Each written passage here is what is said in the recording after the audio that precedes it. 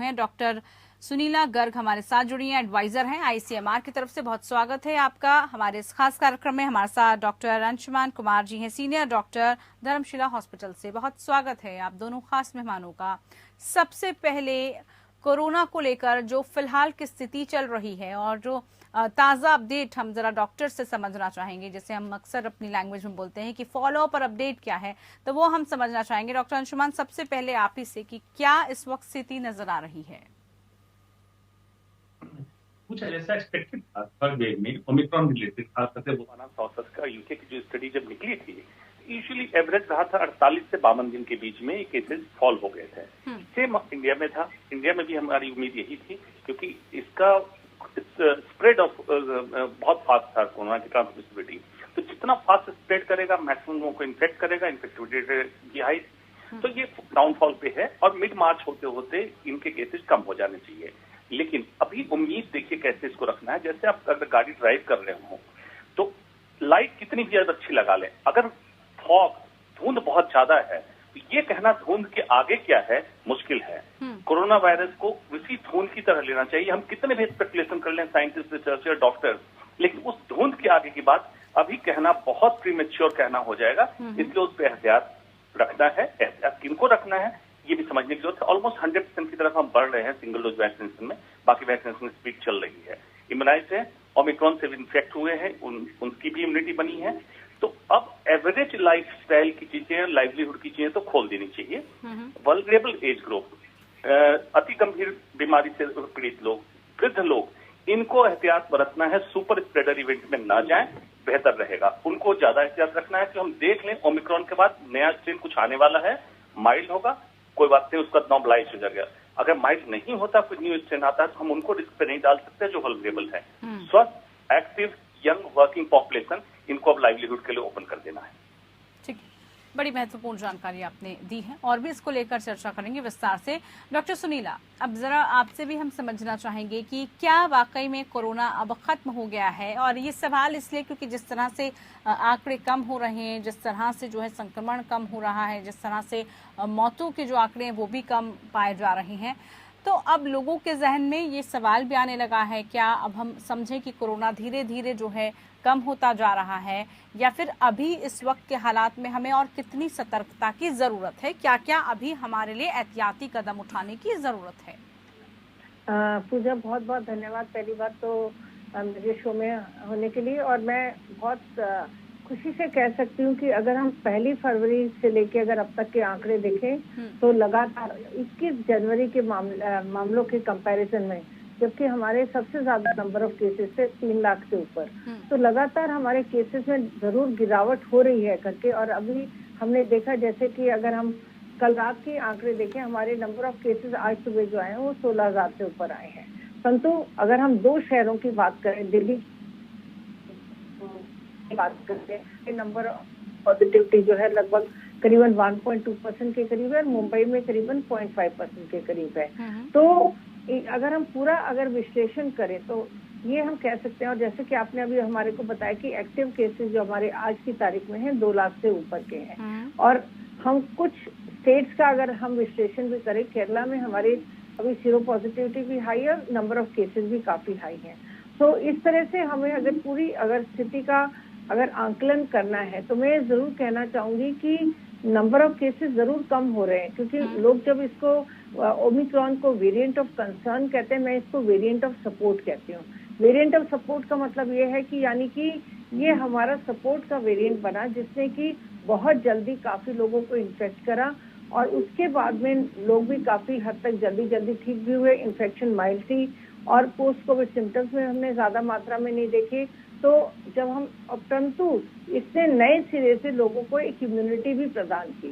तो प्राइमरली इसी वजह से जब हमारे पास में 2 डोजेज ऑफ वैक्सीनेशन भी हो गए, पहले काफी लोग हमारे डेल्टा वेरिएंट से भी संक्रमित हुए थे और अब ओमिक्रॉन से भी काफी हद तक लोग संक्रमित हुए हैं, परंतु हमारे दायरे में वो नहीं है क्योंकि वो बहुत सारे लोग जो थे वो एसिम्टोमेटिक भी थे। परंतु अगर मैंने जैसे कि बताया, अगर हम 21 जनवरी का ही आंकड़ा देखें तो उस दिन हमारे पास में 3 लाख से ऊपर केसेस थे।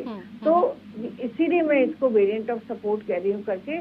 तो अगर हम आज की स्थिति देखें तो मैं ये जरूर कहना चाहूंगी कि पेंडेमिक अभी भी हमारे बीच में है, हमारे यहाँ से पेंडेमिक गया नहीं है।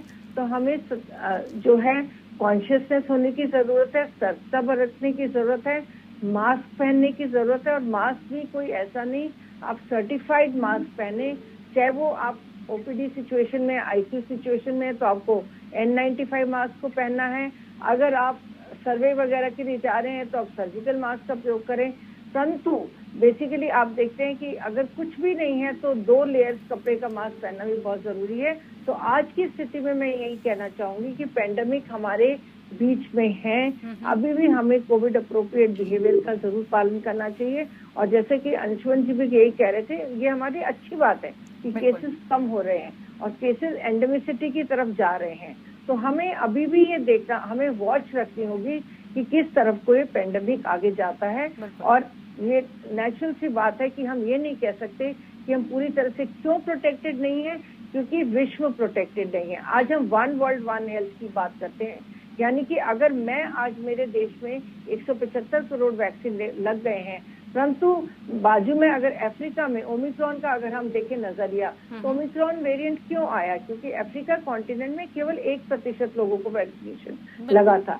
तो आज हमें कोवैक्स की तरफ भी ध्यान देने की जरूरत है और हमें भारत की तरफ से स्पेशली ज्यादा से ज्यादा कोशिश करनी चाहिए कि हमारी नेबरिंग कंट्रीज भी उसी मात्रा में प्रोटेक्ट हो सके, यानी कि 2 डोजेज ऑफ वैक्सीनेशन के साथ में और कोविड अप्रोप्रिएट बिहेवियर के साथ में, क्योंकि अभी भी विश्व में कई देश ऐसे हैं जिन तक वैक्सीनेशन नहीं पहुंचा है। बिल्कुल, और इसी को लेकर हम चर्चा कर रहे हैं। और क्या अब जिस तरह के संकेत मिल रहे हैं कोरोना खत्म हो गया है, इसको लेकर चर्चा जारी रखेंगे, लेकिन इस ब्रेक के बाद।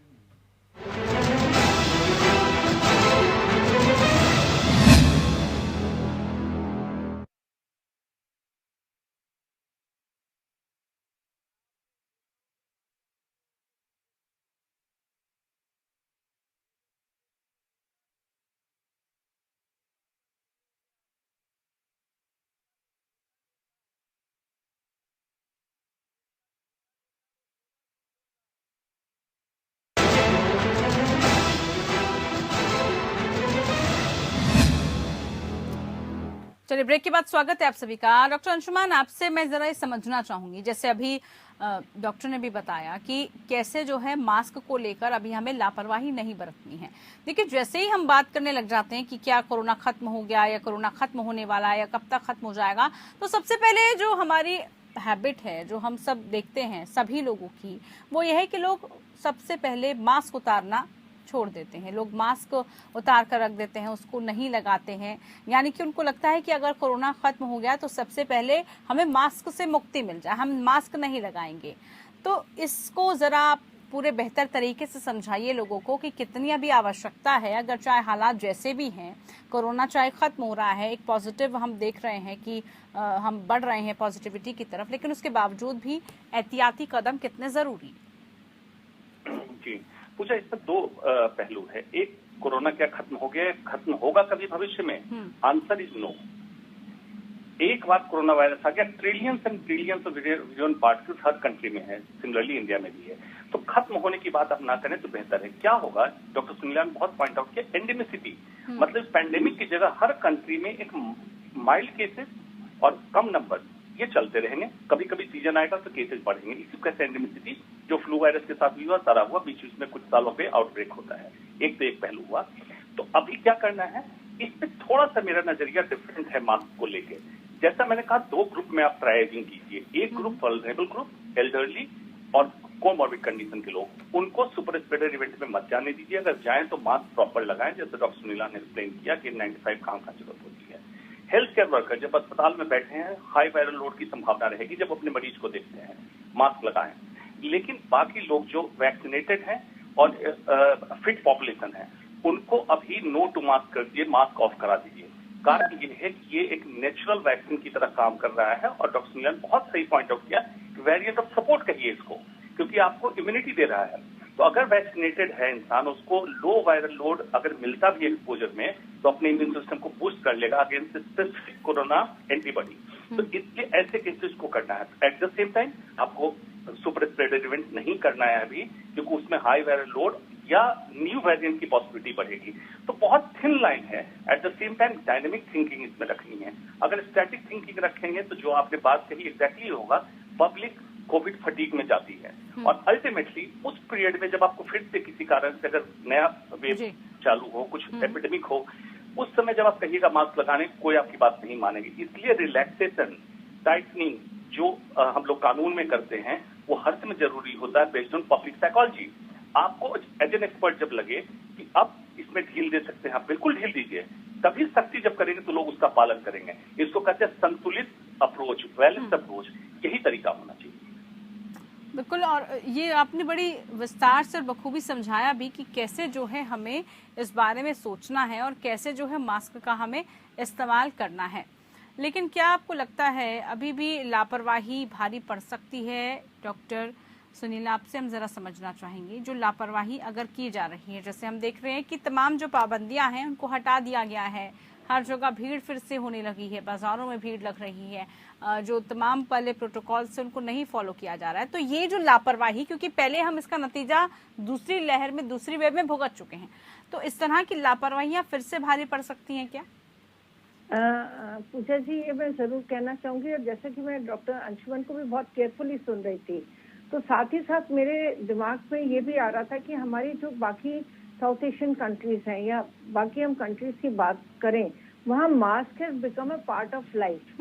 तो अब अगर हम मास्क केवल हमें इससे कोविड-19 की अगर हम जिक्र करें उससे नहीं बचाएगा, अगर आप बाकी केवल उसी से नहीं बचाएगा, जितनी भी रेस्पिरेटरी ट्रैक्ट इन्फेक्शंस हैं, अगर आप ट्यूबरकुलोसिस की बात करें या एक्यूट रेस्पिरेटरी इन्फेक्शंस हैं, हम देखते हैं कि ग्रेजुअली अभी क्या हो गया है कि आप किसी से भी बात कर लीजिए, जैसे डॉक्टर अंशुमन ही बैठे हुए हैं यहाँ पे, या हमारे पीडियाट्रिशियंस हैं या हमारे फिजिशियन इन्फेक्शियस डिजीज स्पेशलिस्ट कहते हैं कि मैडम अभी हमने इस बार में बहुत कम केसेस देखे हैं जो कि एक्यूट रेस्पिरेटरी इन्फेक्शन से सफर कर रहे हैं। दूसरी चीज हमें ये भी समझना है कि हमारे देश में पॉल्यूशन से भी बहुत ज्यादा केसेस ऑफ अस्थमा भी होते हैं। तो कहीं ना कहीं अगर हम एक बैलेंस व्यू लें और लोगों के बिहेवियर को चेंज करने की कोशिश करें, क्योंकि कल भी मैं बहुत सारे लोगों से चर्चा कर रही थी, तो वो लोग यही कह रहे थे कि अभी हम लोग बेसिकली जो है मास्क को अपने जीवन का अभिन्न हिस्सा बना चुके हैं। तो डेफिनेटली कोविड फटीग एक हिस्सा है, परंतु अगर हम इसको उस तरीके से लें कि हम उसको फॉलो करें, कि यानी कि हम कोविड अप्रोप्रिएट बिहेवियर को अपने जीवन का एक हिस्सा बनाएं। ये जरूर अच्छी बात है कि प्राइमरीली हम इस चीज को, अगर हम थोड़ी देर के लिए कोविड फटीग को समझ भी लें, परंतु कहीं ना कहीं ये मैसेज जरूर जाना चाहिए कि इस पीरियड में हमें कितनी बाकी इन्फेक्शन से भी बचाव मिला है। तो मैं जरूर कहना चाहूंगी कि कोविड अप्रोप्रिएट बिहेवियर, और साथ में इस पीरियड में हमने और भी चीजें देखी, जैसे कि हैंड हाइजीन। बार बार लोगों में था कि हम हाथ धोएं, खाना खाने से पहले, खाना खाने के बाद नहीं, या टेबल पे हमारा हाथ छुआ है। तो अगर हम इन चीजों को भी देखें तो इन्होंने एक पॉजिटिव रोल प्ले किया हमारे बिहेवियर में। और जहां तक कि आपने खुद ही बताया पूजा जी कि जैसे आप मार्केट्स में जाते हैं उसी तरीके की भीड़, क्योंकि ह्यूमन बिहेवियर इस तरीके का है कि हम जब 4 लोगों को देखते हैं कि वो ऐसा कर रहे हैं, तो 6 लोग भी सोचते हैं कि जब वो लोग मजे कर रहे हैं तो हम क्यों ना करें। बिल्कुल बिल्कुल। तो बेसिकली ये बहुत इम्पोर्टेंट है कि ये जो है, चाहे वो मास्किंग है, चाहे वो कवरिंग ऑफ फेस है, या हम अगर इसकी हैंड हाइजीन की बात करें और हम कोविड अप्रोप्रिएट बिहेवियर की बात करें, ये अगर हमारे जीवन का over a period of time, आने वाली जनरेशन बहुत खुश होंगी कि हम इसको प्रमोट करेंगे। तो क्योंकि जहां भी हम देखते हैं कि अल्टीमेटली कंट्रीज ने भी इसको अडॉप्ट करना शुरू कर दिया है, क्योंकि लोग आंकड़ों पे बहुत जल्दी जाते हैं कि देखिए कितनी जल्दी आंकड़े खत्म हो गए, अब तो कोविड चला गया। आम आदमी को यही संदेश जाता है। तो यही मैं तो ये कहना चाहूंगी, 2 doses of vaccine, covid appropriate behaviour, और गवर्नमेंट की तरफ से कंटेनमेंट और सर्वेलेंस का रेगुलर वो होना चाहिए। और हमने इस पीरियड में बहुत सारी अच्छी चीजें शुरू की। डॉक्टर अंशुमन मेरे से बहुत एग्री करेंगे कि जैसे टेलीमेडिसिन का प्रयोग है, हम बहुत सारे पेशेंट्स को, डॉक्टर साहब नहीं चाहते होंगे कि वो आए, वो आपसे टेलीमेडिसिन के द्वारा ही कंसल्ट करते हैं। तो हमने देखा कि कितने 2 लाख से ऊपर घंटे जो है टेलीमेडिसिन में चले गए। या फिर अगर हम बात करें कि ऑक्सीजन की, उसके लिए भी एक ऐप बन गया है हमारा, जिसकी प्रधानमंत्री जी खुद हमारे मॉनिटर कर रहे हैं। बिल्कुल है डॉक्टर गर्ग ने कि कितनी सारी चीजों में तब्दीलियां हुई हैं, बदलाव आ गया है। ये तो हमने जाना ही है कि हमारा पूरा का पूरा जो जीने का तरीका है, लाइफस्टाइल है, वो ही बदल गया है।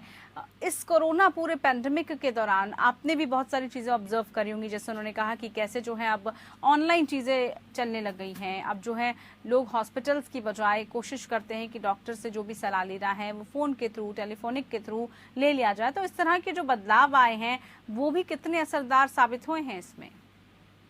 जी पूजा, एक एक करके मैं एक्सप्लेन करना चाहता हूँ। बिल्कुल ये अच्छा बदलाव है डिजिटल जो हुआ, टेलीमेडिसिन, टेलीकंसल्टेशन। पहले आपको जानकर आश्चर्य होगा, बॉम्बे हाई कोर्ट ने इसके खिलाफ ओपिनियन दिया था कि अगर डॉक्टर ने व्हाट्सएप पे कोई प्रिस्क्रिप्शन दिया तो वो इलीगल है, गैर कानूनी है। और देखिए कोरोना ने आपको मजबूर कर दिया टेक्नोलॉजी एक्सेप्ट करने के लिए। ये मजबूरी में हमने एक्सेप्ट किया एक नए रिवोल्यूशन को।